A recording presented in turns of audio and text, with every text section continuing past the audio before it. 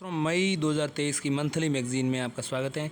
हम पढ़ रहे हैं अंतर्राष्ट्रीय संबंध और आज हम पढ़ेंगे छठा टॉपिक। भाग संख्या ये हैं 3 और इसमें हम पश्चिम एशिया वेस्ट एशिया को शुरू कर रहे हैं। मई 2023 में ये वेस्ट एशिया यानी पश्चिम एशिया सुर्खियों में क्यों, सबसे पहले ये जानेंगे।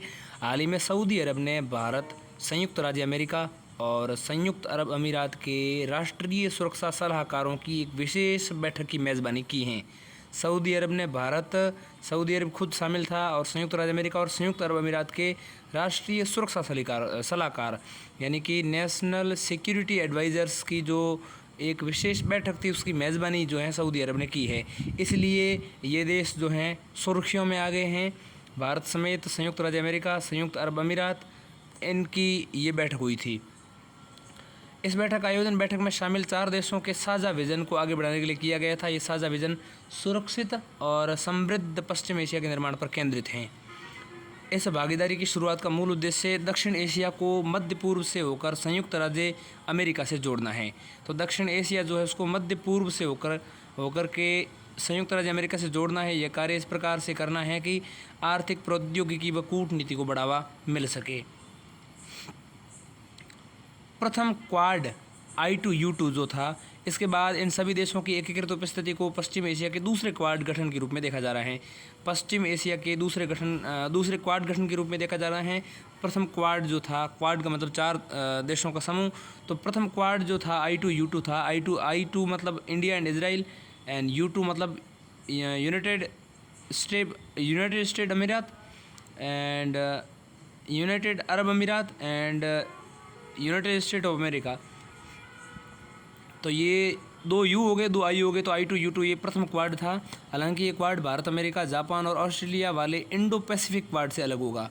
भारत, अमेरिका, जापान और ऑस्ट्रेलिया मिलकर के एक इंडो पैसिफिक क्वाड बनाए हुए हैं ऑलरेडी।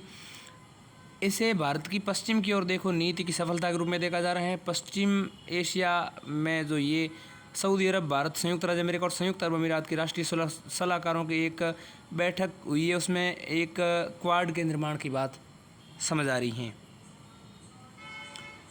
भारत और विश्व के लिए पश्चिम एशिया क्यों महत्वपूर्ण है, ध्यान दीजिएगा। भारत और विश्व दोनों के लिए पश्चिम एशिया क्यों महत्वपूर्ण है, इसके कई कारण हैं। ऊर्जा संसाधन जो हैं वहाँ काफ़ी अच्छे, इसलिए। इसके अलावा वहाँ उन देशों का भूसामरिक स्थिति या भूसामरिक महत्व भी अधिक है।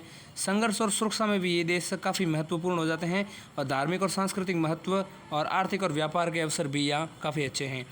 ऊर्जा संसाधन की बात करें तो यहाँ विश्व के कुछ बड़े तेल और गैस भंडार मौजूद हैं। सऊदी अरब, ईरान, इराक और संयुक्त अरब अमीरात तेल के प्रमुख उत्पादक व निर्यातक देश हैं। भूसामरिक स्थिति ये सामरिक रूप से यूरोप, अफ्रीका और एशिया के मध्य स्थित हैं। ये अलग अलग महाद्वीपों और व्यापार मार्गों के संपर्क बिंदु पर अवस्थित हैं। ये प्रमुख शक्तियों को भी जोड़ता है। इस प्रकार उन्हें क्षेत्र में प्रभावशाली बनने और सैन्य उपस्थिति को बनाए रखने में सक्षम बनाता है। ठीक है, तो भूसामरिक स्थिति जो है ये काफ़ी अच्छी है क्योंकि यूरोप, अफ्रीका और एशिया के मध्य में स्थित है ये देश और ये अलग अलग महाद्वीपों और व्यापार मार्गों के लिए संपर्क बिंदु पर अवस्थित हैं। संघर्ष और सुरक्षा की बात करें, ये क्षेत्र इसराइल फिलिस्तीन संघर्ष, सीरियाई गृह युद्ध, ईरान और उसके पड़ोसी देशों के बीच चल रहे तनाव सहित कई संघर्षों का साक्षी रहा है।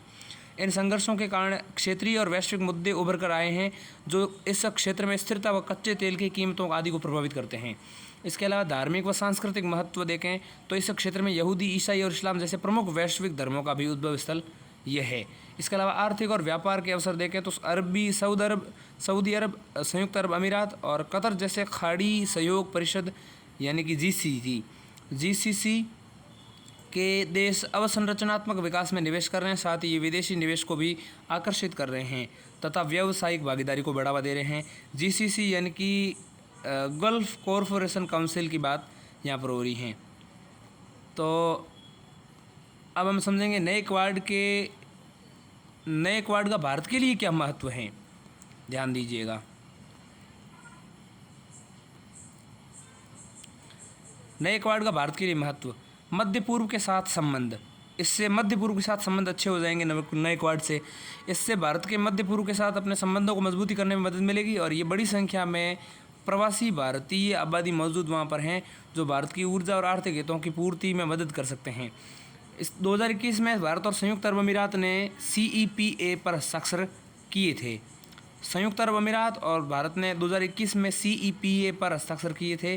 CEPA यानी कि कॉम्प्रिहेंसिव इकोनॉमिक पार्टनरशिप एग्रीमेंट, व्यापक आर्थिक भागीदारी समझौता इसको हम कहते हैं। तो ये कॉम्प्रिहेंसिव इकोनॉमिक पार्टनरशिप एग्रीमेंट पर हस्ताक्षर किए थे। अतः इससे इस तरह के पहले से ही घोषित कई पहलों को सहयोग प्राप्त होगा। यह एशिया के अलावा अमेरिका के साथ भी संबंधों के विस्तार से जुड़े अवसरों को बढ़ावा देगा। दूसरा जो भारत के लिए महत्व है वो है वैश्विक स्थिति को मजबूत बनाना। नए क्वाड का निर्माण सामरिक रूप से राष्ट्रीय और क्षेत्रीय चिंताओं को दूर करने में मदद करेगा। दूर करने के लिए ये जो है संबंध बढ़ाए जा रहे हैं। यह रूस, यूरोप और चीन जैसी प्रमुख शक्तियों के हितों के साथ भारत के हितों को तालमेल बैठाने में मदद करेगा। भारत के लिए और महत्व है शांति और सुरक्षा का। ये भारत स्वेज नहर और साउथ अफ्रीका के बीच स्थित पश्चिम एशिया महासागर में व्यापक भागीदारी को बनाए रखने में सहयोग करेगा। विश्व व्यापार का कम से कम 12% हिस्सा स्वेज नहर के जरिए पूरा होता है। स्वेज नहर हिंद महासागर को लाल सागर के माध्यम से जोड़ती हैं। हिंद महासागर को लाल महासागर के माध्यम से भूमध्य सागर से जोड़ती हैं। तो हिंद महासागर और भूमध्य सागर को जोड़ती हैं, लाल महासागर बीच में पड़ जाता है। इससे समुद्री पायरेसी यानी जल दस्युता यानी डकैती, ड्रग्स और हथियारों की अवैध तस्करी और आतंकवाद जैसे खतरों को कम करने में भी मदद मिलेगी। अब हम समझते हैं I2U2 को। इसमें है भारत, इजराइल, संयुक्त अरब अमीरात और संयुक्त राज्य अमेरिका। I2U2 क्या है? भारत इसका सदस्य है ही, आपको बता चुका हूँ, 4 से देश है ये। I2U2 मंच का पहली बार उल्लेख जो है इजराइल संयुक्त अरब अमीरात के बीच अब्राहम समझौते के अनुसरण में अक्टूबर 2021 में किया गया था। इस मंच को समुद्री सुरक्षा, बुनियादी ढांचे और परिवहन से संबंधित मुद्दों से निपटने के लिए प्रस्तुत किया गया था। उद्देश्य क्या है? इससे परस्पर हित के साझा क्षेत्रों पर चर्चा करने और व्यापार और निवेश में आर्थिक साझेदारी को मजबूत करने के लिए एक अंतर्राष्ट्रीय मंच के रूप में स्थापित किया गया था। सहयोग के क्षेत्र में देखें तो इसके तहत जल, ऊर्जा, परिवहन, अंतरिक्ष, स्वास्थ्य और खाद्य सुरक्षा जैसे सहयोग के 6 क्षेत्रों की पहचान की गई है। इसके अंतर्गत निम्नलिखित घटकों के लिए निजी क्षेत्र की पूंजी और विशेषज्ञता का लाभ उठाया जा रहा है। अवसंरचना का आधुनिकीकरण, कम कार्बन उत्सर्जन आधारित औद्योगिक विकास, इसके अलावा लोक स्वास्थ्य में सुधार, इसके अलावा महत्वपूर्ण व उभरती और हरित प्रौद्योगिकी विकास को बढ़ावा देने की दिशा में भी सहयोग करेगा, प्रयास हो रहा है। अब देखिए, बाजार तक पहुंच, भारत के लिए महत्व क्या है I2U2 का? I2U2 के बाद इस नए क्वाड का, तो ये द्विपक्षीय व्यापार को बढ़ाने में मदद करेगा। ये पश्चिम एशिया के सामरिक बाजारों तक पहुंच को भी सुगम बनाएगा, जिसकी शुरुआत संयुक्त अरब अमीरात से होगी। यह इस प्रकार भारत के लिए महत्वपूर्ण रोजगार सृजन को बढ़ावा दे सकता है। इसके अलावा विशेष रूप से तेल आयात के भुगतान हेतु भारतीय रुपये की स्वीकृति को बढ़ावा देने के लिए भी यही उपयोगी सिद्ध हो सकता है।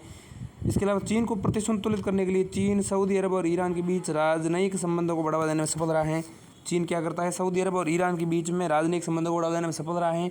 इसके चलते अब इसके क्षेत्र में चीन की कूटनीति का उपस्थिति में उल्लेखनीय वृद्धि हो सकती है। 2021 में ईरान और चीन ने 25 वर्ष की लंबी अवधि वाले एक सहयोग समझौते पर हस्ताक्षर किए थे। अतः भारत के लिए इस क्षेत्र में बड़े पैमाने पर कूटनीतिक उपस्थिति को स्थापित करना प्रासंगिक हो गया है। अब हम समझते हैं इस नए समूह, नए क्वाड से संबंधित समस्याएं या चुनौतियां।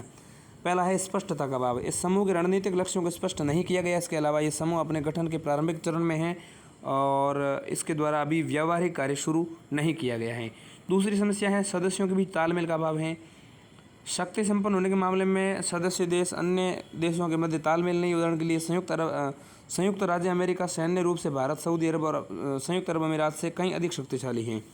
सहयोग की बात करें तो इस समूह में शामिल देशों के बीच चीन व रूस के साथ संबंधों की स्थापना को लेकर अत्यधिक मतभेद बना हुआ है। सहयोग के देखें तो इसमें चीन व रूस के साथ संबंधों की स्थापना को लेकर के इस समूह में शामिल देशों में के बीच में चीन व रूस के साथ संबंधों की स्थापना को लेकर के अत्यधिक मतभेद बना हुआ है। इस तरह का मतभेद समूह के भविष्य की और सफलता की संभावना को प्रभावित कर सकता है। उदाहरण के लिए भारत ने संयुक्त राष्ट्र महासभा में रूस यूक्रेन युद्ध पर मतदान देने से इनकार कर दिया था। इसके अलावा सामरिक स्वायत्तता, यह समूह भारत के लिए चुनौती भी पैदा कर सकता है। अमेरिका द्वारा प्रायोजित सुरक्षा समझौता मध्य पूर्व में भारत की सामरिक स्वायत्तता को जटिल बना सकता है। इसका कारण यह है कि भारत स्वयं को एक तटस्थ देश के रूप में बनाए रखने पर जोर देता है, अर्थात ये किसी एक का पक्ष लेने से बचता रहा है। इसके अलावा भारत के लिए महत्व है पश्चिम एशिया में आंतरिक संघर्ष का। अरब देशों में आंतरिक संघर्ष भारत के लिए महत्वपूर्ण भागीदार जैसे कि ईरान को एक दूसरे समूह में जाने के लिए बाध्य कर सकता है। ऐसी स्थितियों के उत्पन्न होने से देश दो समूह में विभाजित हो सकते हैं, जैसे एक तरफ चीन, पाकिस्तान, रूस, ईरान और तुर्की, तो वहीं दूसरी तरफ भारत, सऊदी अरब, संयुक्त राज्य अमेरिका और संयुक्त अरब अमीरात। आगे की राह क्या हो सकती है? देखिए, द्विपक्षीय चिंताओं को दूर करना। इन चार देशों के बीच सहयोग बहुत आवश्यक है, क्योंकि पश्चिम एशियाई क्षेत्र की समस्याओं का प्रबंधन एक चुनौती बना हुआ है। हालांकि इन चार देशों के बीच सहयोग के जरिए मैत्रीपूर्ण संबंधों को स्थापित किया जा सकता है। साथ ही मैत्रीपूर्ण संबंधों को बनाए रखकर प्रतिद्वंद्वी देशों को कूटनीतिक और रणनीतिक रूप से संतुलित किया जा सकता है। सहयोग की बात करें आगे की राह के रूप में, तो भविष्य में नए क्षेत्रों को सहयोग मजबूत करके और मध्य पूर्व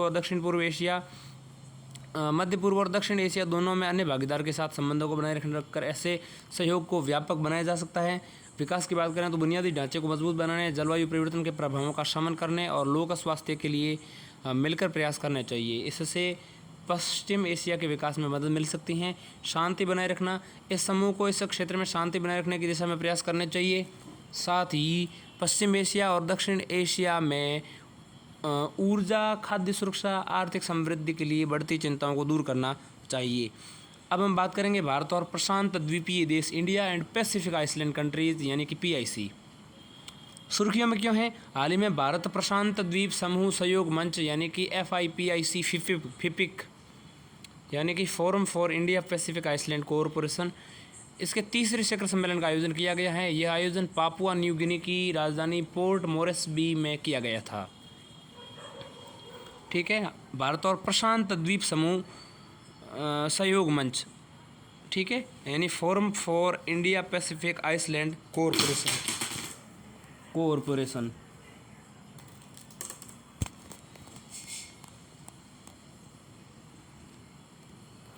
भारत प्रशांत द्वीप समूह सहयोग मंच FIPIC तीसरे शिखर सम्मेलन का आयोजन किया गया है। यह आयोजन पापुआ न्यू गिनी की राजधानी जो है पोर्ट मोरेस्बी में किया गया था। भारत प्रशांत द्वीप समूह सहयोग मंच देखें तो forum for India Pacific island corporation FIPIC FIPIC, इसकी उत्पत्ति 2014 में इसके गठित किया गया था। 14 द्वीपीय देश इसमें शामिल हैं, कुक आइसलैंड्स और फिजी और किरिबाती, इसके अलावा मार्शल आइसलैंड्स, इसके अलावा माइक्रोनेशिया, इसके अलावा Nauru, Niue, Palau, Papua New Guinea, Samoa, इसके अलावा सोलोमन आइसलैंड, इसके अलावा टोंगा, इसके अलावा तुवालू और इसके अलावा वनुआतू। तो ये सारे इसमें 14 देश शामिल हैं। ध्यान दीजिएगा, इसमें मैं आपको देशों के नाम बताता हूँ, ठीक है। देखिए यहाँ पर एक तो है पोलिनेशिया। पोलिनेशिया के अंतर्गत कौन कौन से आते हैं? तुवालू, इसके अलावा समोआ, इसके अलावा टोंगा, इसके अलावा कुक आइसलैंड, इसके अलावा किरिबाटी, इसके अलावा हवाई, इसके अलावा वाली के अलावा न्यूजीलैंड, इसके अलावा फ्रेंच पोलिनेशिया, इसके अलावा पिटकैर्न, ये सारे देश आते हैं पोलिनेशिया में। इसके अलावा माइक्रोनेशिया में कौन कौन आते हैं? माइक्रोनेशिया में पलाऊ, इसके अलावा मार्शल आइसलैंड, इसके अलावा मारियाना आइसलैंड, इसके अलावा फेडरेशन स्टेट्स ऑफ माइक्रोनेशिया। इसके अलावा नीचे पड़ता है इसमें मेलेनेशिया। मेलेनेशिया में आते हैं कौन कौन? फिजी, इसके अलावा वानुआटू, इसके अलावा न्यू कैलेडोनिया, इसके अलावा सोलोमन आइसलैंड, इसके अलावा पापुआ न्यू गिनी, इसके अलावा इंडोनेशिया। तो इंडोनेशिया, पापुआ न्यू गिनी, इसके अलावा सोलोमन आइसलैंड, इसके अलावा न्यू कैलेडोनिया, इसके अलावा वानुआटू, फिजी, ये सब आते हैं मेलानेशिया। इसके अलावा माइक्रोनेशिया में आते हैं मार्शल आइसलैंड और मैरियाना आइसलैंड, इसके अलावा गुआम, इसके अलावा पलाऊ, इसके अलावा फेडरेटेड स्टेट ऑफ माइक्रोनेशिया। और पोलिनेशिया में आते हैं Tuvalu, Samoa, Tonga, Cook island और न्यूजीलैंड, और तो क्या है, बहुत सारे देश यहाँ पर शामिल हैं। मैं नाम बताऊं तो कुक हैं, कुक आइसलैंड है, फिजी है। कुक आइसलैंड किस में शामिल हो जाएगा? कुक आइसलैंड आ जाएगा पोलिनेशिया में। ठीक है, पोलिनेशिया में एक तो कुक आइसलैंड है। फिजी जो है ये आ जाएगा मेलानेशिया में। ठीक है, और किरिबाती जो हैं वो किस में आ जाएगा? किरिबाती आएगा पोलिनेशिया में। तो कुक आइसलैंड एंड किरिबाती दोनों आएगा पोलिनेशिया में। मार्शल आइसलैंड की बात करें तो मार्शल आइसलैंड आ जाएगा माइक्रोनेशिया में। मार्शल आइसलैंड बिल्कुल। इसके अतिरिक्त माइक्रोनेशिया की बात करें तो माइक्रोनेशिया, एक सेकंड, माइक्रोनेशिया जो हैं नौरू, न्यू, पलाऊ तो ये पड़ा भाई, पलाऊ आ गया माइक्रोनेशिया में आ गया। ये पापुआ न्यू गिनी ये आ जाता है मेलानेशिया में। मेलानेशिया में पापुआ न्यू गिनी आ गया। समोआ जो है समोआ ये आएगा पोलिनेशिया में। पोलिनेशिया में सोलोमन आइसलैंड किस में आएगा? सोलोमन आइसलैंड जो है ये आएगा मेलानेशिया में। और टोंगा जो है टोंगा आ जाएगा पोलिनेशिया में। तुवालू पोलिनेशिया में आ जाएगा। और वनुआतू किस में आएगा? वनुआतू जो है ये आएगा मेलानेशिया में। अन्य महत्वपूर्ण तथ्य देखें तो प्रशांत द्वीप समूह के अंतर्गत द्वीपों के 3 प्रमुख समूह शामिल हैं, मेलानेशिया, माइक्रोनेशिया और पोलिनेशिया। ठीक है, मेलानेशिया, माइक्रोनेशिया और पोलिनेशिया तीनों मैं आपको बता चुका हूँ। और इसमें कौन कौन से देश किस समूह में आते हैं मैं आपको बता चुका हूँ। इससे संबंधित अन्य तथ्य देखें तो इस शिखर सम्मेलन में भारत ने प्रशांत द्वीप देशों के लिए 12 सूत्री विकास योजना की घोषणा की है। इस विकास योजना के तहत स्वास्थ्य देखभाल, नवीनीकरण ऊर्जा, साइबर सुरक्षा सहित कई क्षेत्रों पर ध्यान केंद्रित किया गया है। FIPIC यानी कि forum for India Pacific island corporation, forum for India Pacific island corporation Bharat की एक्ट ईस्ट नीति और हिंद प्रशांत नीति का हिस्सा है। दक्षिण सहयोग के तहत भारत ने विकासात्मक सहायता उपलब्ध कराकर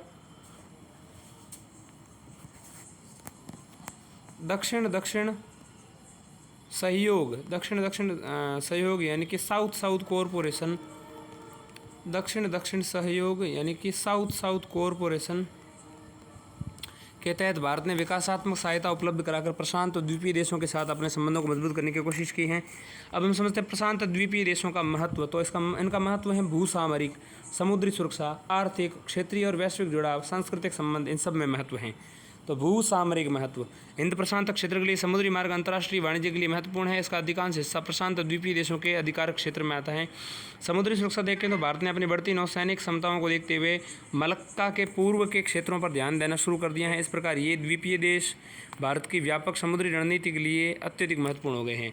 आर्थिक महत्व देखें तो इन द्वीपीय देशों के साथ द्वीपीय देशों के पास संसाधनों के समृद्ध अनन्य आर्थिक क्षेत्र यानी कि EEZ यानी एक्सक्लूसिव इकोनॉमिक जोन्स। तो अनन्य आर्थिक क्षेत्र यानी कि एक्सक्लूसिव इकोनॉमिक जोन्स है। ये LNG जैसे प्राकृतिक और खनिज संसाधनों के स्रोत हैं। कुछ प्रशांत द्वीपीय देशों के पास इतने बड़े EEZ यानी कि एक्सक्लूसिव इकोनॉमिक जोन्स यानी कि अनन्य आर्थिक क्षेत्र हैं कि उनके सामने भारत का कुल क्षेत्रफल यानी कि भूभाग और EEZ मिलाकर छोटा पड़ जाए, इतने बड़े क्षेत्र हैं। एक लघु द्वीपीय देश किरिबाती का EEZ लगभग 3.5 मिलियन वर्ग किलोमीटर के क्षेत्र में फैला हुआ है। EEZ यानी कि एक्सक्लूसिव इकोनॉमिक जोन्स। तो किरिबाती का इकोनॉमिक जोन जो है 3.5 मिलियन वर्ग किलोमीटर के क्षेत्र में फैला हुआ है। इसके अलावा क्षेत्रीय और वैश्विक जुड़ाव भी इसमें महत्वपूर्ण है। इन द्वीपीय देशों के साथ भागीदारी भारत को संयुक्त राष्ट्र जैसे वैश्विक संगठन और अन्य क्षेत्रीय संगठनों में सहयोग और साझेदारी के अपने नेटवर्क को मजबूत करने में सहयोग प्रदान कर सकती हैं। इसके अलावा सांस्कृतिक संबंध देखें तो फिजी और पापुआ न्यू गिनी में बड़ी संख्या में भारतीय प्रवासी समुदाय मौजूद हैं। साथ ही भारत के साथ इनके ऐतिहासिक संबंध भी रहे हैं। ये प्रशांत द्वीपीय देशों के भीतर ये प्रशांत द्वीपीय देशों के भीतर संस्कृति, भाषा, शिक्षा और व्यापार को बढ़ावा देने में मदद कर सकते हैं। संबंधों को मजबूती बनाने में चुनौतियां क्या क्या हैं? तो चुनौतियों में पहली है वैश्विक शक्तियों से प्रतिस्पर्धा, दूसरी है अप्रयुक्त व्यापार क्षमता और तीसरी है पारस्परिक दृष्टिकोण पर जोर। इसके अलावा चौथी इसमें है सीमित भागीदारी, पांचवा है भौगोलिक दूरी और छठा है लोगों के बीच संबंध। तो ये सब चुनौतियां हैं, चुनौतियों एक एक करके समझते हैं। वैश्विक शक्तियों से प्रतिस्पर्धा पहली चुनौती। क्षेत्रीय और वैश्विक स्तर पर प्रशांत द्वीपीय देशों ने चीन, जापान, संयुक्त राज्य अमेरिका, रूस जैसे देशों को व्यापक तौर पर अपनी और आकर्षित किया है। इस क्षेत्र में भारत के लिए इन देशों के प्रभाव को प्रतिसंतुलित करना चुनौतीपूर्ण हो सकता है। दूसरी चुनौती है अप्रयुक्त व्यापार क्षमता। भारत और प्रशांत द्वीपीय देशों के बीच कुल वार्षिक व्यापार का लगभग $300 मिलियन का है, जो बहुत कम है। पारस्परिक दृष्टिकोण। तीसरी चुनौती है पारंपरिक दृष्टिकोण पर जोर। भारत की विदेश नीति हिंद महासागर क्षेत्र पर अधिक केंद्रित रही है। इस वजह से प्रशांत द्वीपीय देशों सहित प्रशांत महासागर क्षेत्र पर अपेक्षाकृत कम ध्यान दिया गया है। ठीक है। PIC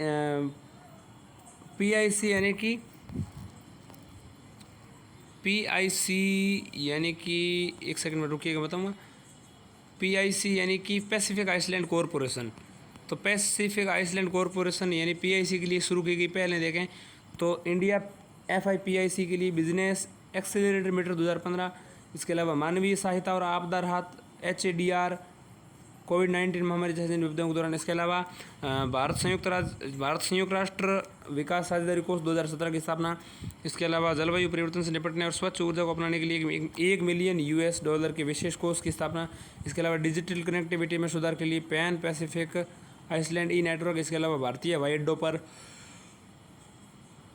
वीज़ा ऑन अराइवल का विस्तार। इसके अलावा वार्षिक सहायता अनुदान प्रदान करना।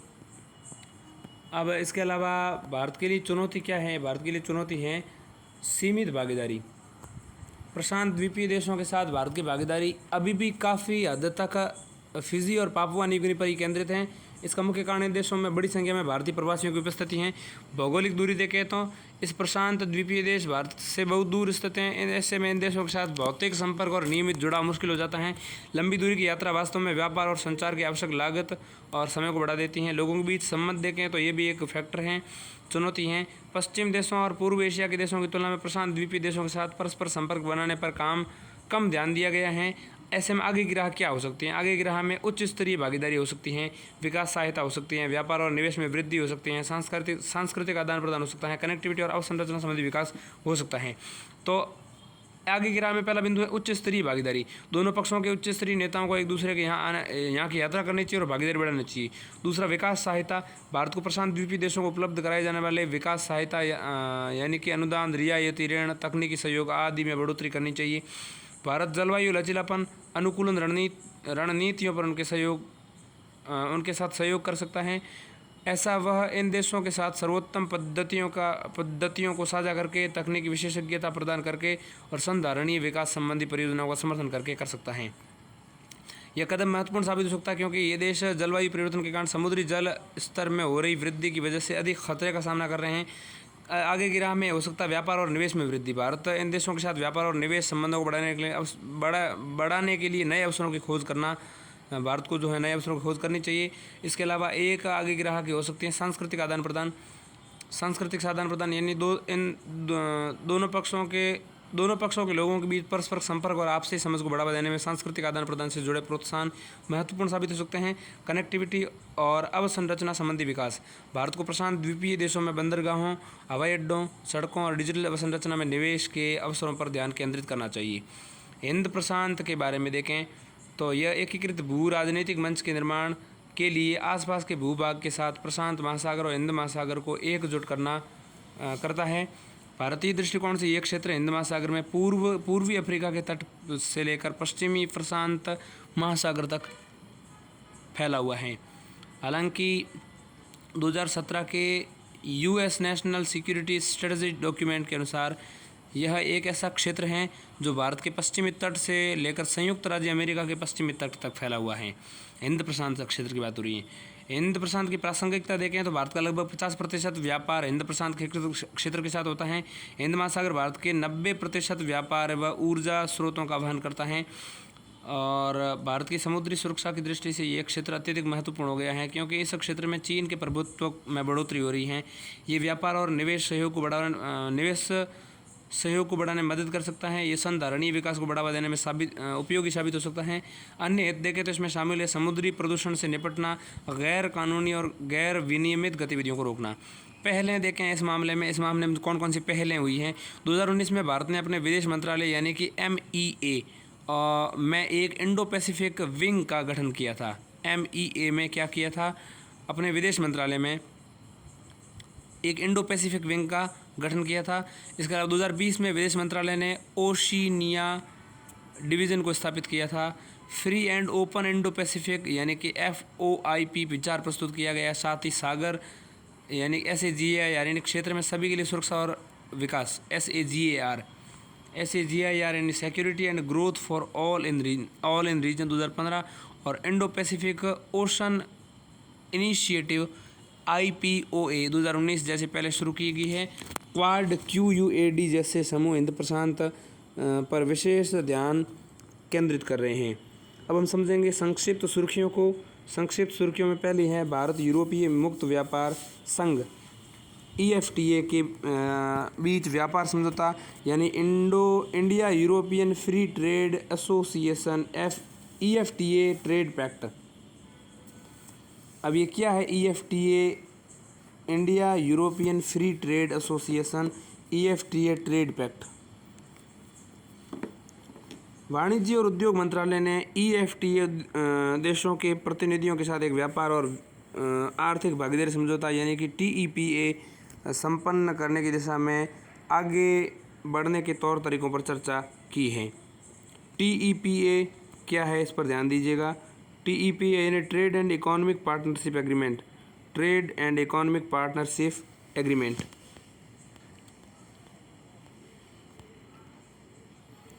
तो वाणिज्य और उद्योग मंत्रालय ने EFTA देशों EFTA यानी कि यूरोपियन फ्री ट्रेड एसोसिएशन, ठीक, तो EFTA देशों के प्रतिनिधियों के साथ एक व्यापार और वाणिज्य आर्थिक भागीदारी समझौता TEPA यानी कि trade for economic partnership agreement संपन्न करने की दिशा में आगे तौर तक चर्चा की है। EFTA में आइसलैंड और लिंक्टेनस्टाइन, नॉर्वे और स्विट्ज़रलैंड शामिल हैं, ठीक। EFTA में कौन कौन शामिल हैं, आइसलैंड, लिंक्टेनस्टाइन, नॉर्वे और स्विट्ज़रलैंड। इसके अलावा TEPA यानी कि trade for economic partnership agreement वस्तुतः दो क्षेत्रों के बीच एक मुक्त व्यापार समझौता यानी कि FTA हैं, फ्री ट्रेड एग्रीमेंट, ठीक है। FTA यानी कि फ्री ट्रेड एग्रीमेंट है। TEPA यानी trade for economic partnership agreement, TEPA जो है trade for economic partnership agreement जो है ये है। फ्री ट्रेड एग्रीमेंट यानी कि मुक्त व्यापार समझौता दो या दो से अधिक देशों या व्यापारिक समूहों के बीच एक व्यवस्था है। यह मुख्यतः संबंधित पक्षों के बीच अधिकतर व्यापार पर सीमा शुल्क और गैर प्रशुल्क बाधाओं को कम करने या समाप्त करने का प्रावधान करता है। साथ ही सेवाओं में व्यापार और निवेश को बढ़ावा देने के लिए मानदंडों को भी आसान बनाता है। इस दृष्टि से TEPA महत्वपूर्ण आर्थिक लाभ प्रदान कर सकता है। इन लाभों में एकीकृत और लचीली आपूर्ति श्रृंखला का निर्माण, व्यापार एवं निवेश प्रवाह में वृद्धि, रोजगार सृजन, आर्थिक समृद्धि आदि शामिल हैं। EFTA यानी कि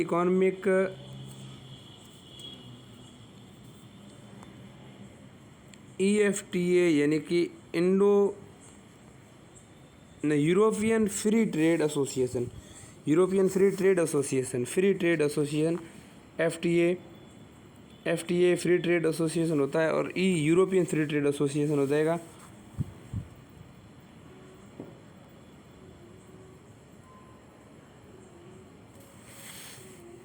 EFTA मुक्त व्यापार को बढ़ावा देना मजबूत करने के लिए स्थापित एक अंतर सरकारी गठन है। EFTA यानी कि यूरोपियन फ्री ट्रेड एसोसिएशन देश यूरोपीय संघ यानी कि यूरोपियन यूनियन का हिस्सा नहीं है। यह इस समूह को ऐसे देशों के लिए एक विकल्प के रूप में स्थापित किया गया था जो यूरोपीय संघ में शामिल नहीं होना चाहते थे। EFTA यानी कि यूरोपियन फ्री ट्रेड एसोसिएशन के साथ भारत का व्यापार देखें तो भारत EFTA यानी कि यूरोपियन फ्री ट्रेड एसोसिएशन का 9वां सबसे बड़ा व्यापारिक भागीदार है। EFTA देशों को भारत का निर्यात 2022-23 में 1.67 बिलियन अमेरिकी डॉलर था। वर्ष 2021-22 में ये 1.74 बिलियन अमेरिकी डॉलर था। 22-23 में 1.6 और 21-22 में ये 1.74 था। 1.74 से घटकर के 1.67 बिलियन अमेरिकी डॉलर हो गया है। EFTA देशों से भारत को आयात जो हैं 2022-23 में ये 15 बिलियन अमेरिकी डॉलर था और वर्ष 2021-22 में ये 25.5 अमेरिकी बिलियन डॉलर था। ठीक है, 25.5 बिलियन अमेरिकी डॉलर से घट कर के 15 अमेरिकी बिलियन डॉलर जो है आयात भी घटाया है और निर्यात भी भारत का घटा है थोड़ा सा। दूसरा हमारा टॉपिक जो चर्चा का है वो है नाटो, लेकिन इसको अभी हम नहीं पढ़ पाएंगे। नाटो को और इजराइल फिलिस्तीन संघर्ष को और अग्रिम नोटिस को और बिजनेस रेडी परियोजना को, एशिया प्रशांत जलवायु के लिए सुविधा को और विश्व बैंक का अध्यक्ष यानी वर्ल्ड बैंक प्रेसिडेंट को और वाशिंगटन घोषणा पत्र को, अंतर्राष्ट्रीय प्रवासन संगठन को, छठा अंतर्राष्ट्रीय हिंद महासागर सम्मेलन को और सिल्क वर्म ईटिंग स्ट्रेटजी को हम बाद में अगले वीडियो में करेंगे। फिर अर्थव्यवस्था शुरू कर देंगे।